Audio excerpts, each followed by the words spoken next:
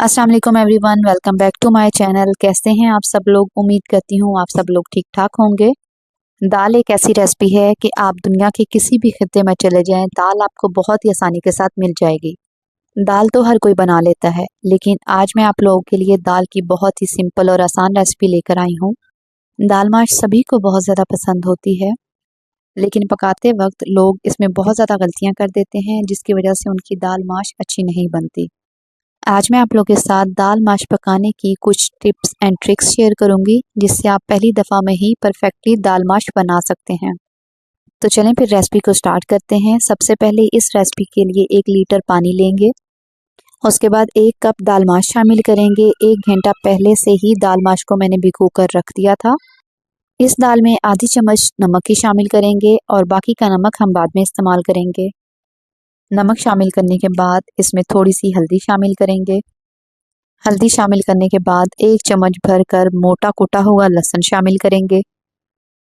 लहसुन शामिल करने के बाद एक दफ़ा सारी चीज़ों को अच्छी तरह से मिक्स करेंगे और उसके बाद पकने के लिए छोड़ देंगे। एक बॉईल आने के बाद अमूमन दाल में झाग बन जाती है। आपने इस झाग को हटा लेना है, जिससे हमारी दाल और भी ज़्यादा क्लियर बनेगी। सारी झाग हटाने के बाद आपने फ्लेम को मीडियम कर देना है। फ्लेम को मीडियम ही रहने देंगे और ढक्कन से कवर करके दाल को आपने 15 मिनट के लिए पका लेना है। दाल को हमने 90% तक पकाना है। 15 मिनट में ही दाल नरम हो जाएगी, लेकिन अगर आपको लगे कि दाल थोड़ी सख्त है तो आप इसे मज़ीद 5 मिनट पका सकते हैं, क्योंकि पानी और दाल का फ़र्क होता है, जिसकी वजह से दाल मज़ीद टाइम ले सकती है। इस दाल को साइड पर रखेंगे और दूसरे बर्तन में 1 कप ऑयल शामिल करेंगे। उसमें 2 मीडियम साइज़ के बारीक कटे हुए प्याज शामिल करेंगे। प्याज को तब तक पका लेंगे जब तक प्याज का कलर लाइट ब्राउन ना हो जाए।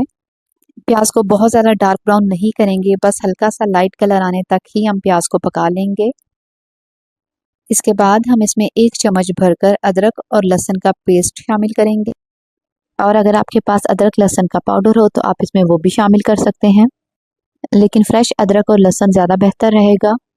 अदरक लहसुन को 2 से 3 मिनट तक पकाएंगे और उसके बाद 3 टमाटरों का पेस्ट बनाकर इसमें शामिल कर देंगे। इस दाल के लिए आपने ग्राइंड किए हुए टमाटर ही इस्तेमाल करने हैं। ग्राइंड किए हुए टमाटर एक तो बहुत जल्दी पक जाते हैं और इसके अलावा मसाला भी बहुत स्मूथ बनता है।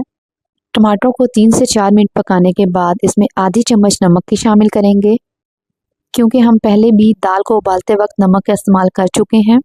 1 चम्मच भरकर लाल मिर्चों का पाउडर शामिल करेंगे। 3 से 4 गोल वाली साबुत लाल मिर्चें शामिल करेंगे। इसके बाद हम इसमें आधी चम्मच हल्दी की शामिल करेंगे। इसके अलावा अगर आप खुश्क धनिया का इस्तेमाल करना चाहें तो वो भी कर सकते हैं। सारे मसाले शामिल करने के बाद तब तक पका लेंगे जब तक ऑयल सेपरेट ना हो जाए। जब ऑयल सेपरेट हो जाए तो दाल जो हमने उबाल कर रखी थी उसका एक्स्ट्रा पानी निकाल देंगे और दाल को मसाले में शामिल कर देंगे।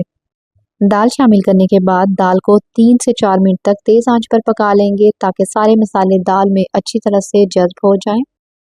4 मिनट पकाने के बाद फ्लेम को स्लो कर देंगे और इसमें 4 से 5 बारीक कटी हुई हरी मिर्चें शामिल करेंगे। इसके बाद बारीक कटा हुआ अदरक शामिल करेंगे। अदरक ऑप्शनल है, अगर आप चाहें तो अदरक को स्किप भी कर सकते हैं। 1 चम्मच मोटी कुटी हुई काली मिर्चों की शामिल करेंगे। 1 चम्मच मोटा कुटा हुआ साबुत ज़ीरा शामिल करेंगे और आखिर में ढेर सारा फ्रेश धनिया शामिल कर देंगे। सारी चीज़ें शामिल करने के बाद फ्लेम को तेज़ कर देंगे और मज़ीद 2 से 3 मिनट के लिए पका लेंगे। अगर वीडियो देखते देखते आप इस स्टेज पर आ चुके हैं और आपको मेरी वीडियो ज़रा सी भी अच्छी लगी हो तो लाइक शेयर कर दें, और अगर आप मेरे चैनल पर नए हैं तो मेरे चैनल को भी सब्सक्राइब कर दें, ताकि मेरी नई आने वाली वीडियोज़ आप लोग को मिलती रहें। लीजिए, हमारी बहुत ही मज़ेदार और आसान दाल माश तैयार है। एंड पर आप इसकी धनिया, अदरक और लीमू के साथ गार्निशिंग करें।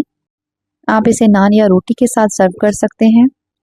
मेरी आज की रेसिपी आप लोगों को कैसी लगी कमेंट सेक्शन में ज़रूर बताइएगा। मुझे आपके फीडबैक का इंतज़ार रहेगा। आज के लिए बस इतना ही। मिलती हूँ किसी न्यू वीडियो में किसी न्यू रेसिपी के साथ। तब तक के लिए टेक केयर। अल्लाह हाफिज़।